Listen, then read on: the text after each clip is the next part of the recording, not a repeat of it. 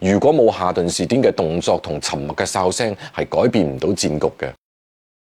西決第二場，衛冕冠軍雷霆贏翻場，大比分追到1-1。惡漢果然出現，夏頓士甸。雷霆嘅贏波，佢功勞應該係最大嘅。雖然常規賽 MVP 亞歷山大以50%命中率攞到30分9助，絕大部分都係中距離得分。雖然卡路素依舊關鍵，其中3分波4中3，外加5次助攻，喺銜接陣容幫助球隊一路維持得分。但係佢哋都只係做自己。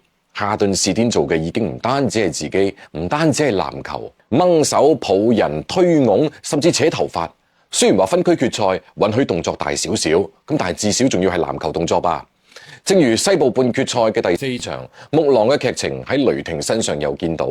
之所以西決係第2場出現，一係因為主場喐手方便，二係人哋木狼偷咗第1場，雷霆第1場輸咗。只係今次雲班更加聰明，冇再揮避。佢最後效率下降係因為體能被過度消耗。呢37分鐘比上一場相加時嘅49分鐘嘅消耗都要大。夏頓士甸嘅動作，如果裁判視而不見，係冇辦法擺脫嘅，因為呢個係格鬥領域嘅運動。如果唔係夏頓士甸嘅消耗，亞歷山大同卡路素發揮再好，估計嘅結果仲係同第1場一樣。雷霆主教練戴洛特再一次做咗好多調整，喺進攻端上一場射3分再準，雲班都唔出嚟，咁就射中距離。仲有夏頓士甸嘅拋射吸引雲班之後去放拆屋，打雲班身後衝擊籃筐。防守端咧針對雲班嘅2次起跳去卡位，高位繼續去製造卡數嘅失誤，利用呢啲失誤轉換再去搶分，呢啲都做到咗。只不過呢啲改變，如果冇夏頓士甸嘅動作同沉默嘅哨聲，係改變唔到戰局嘅。呢場比賽好慘烈，雷霆嘅謝倫威廉士、米曹同埋馬刺嘅夏巴都大比拉傷離場。謝倫威廉士嘅係舊傷，估計呢一個系列賽再上機會唔大。米曹情況會樂觀少少，而佢呢一點呢，雷霆亦都有儲備。夏巴嘅傷，馬刺比較在意。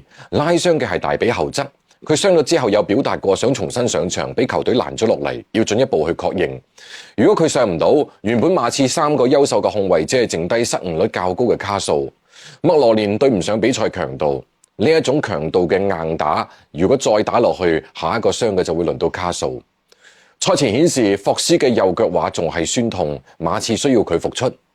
就算輸咗呢一場咧，馬刺嘅比賽邏輯其實都冇俾雷霆打亂，只係俾裁判打亂咗。咁裁判都唔容易，製造咗一啲緊張感，馬刺主場賣票更瘋狂。下一場雷霆嘅動作會有收斂。馬刺可以考慮加長輪換，喺雲班休息呢段時間，雷霆會上何格倫，馬刺可以試下奧連尼克嘅強硬加空間策應嘅打法，夏頓士甸都示範咗啦。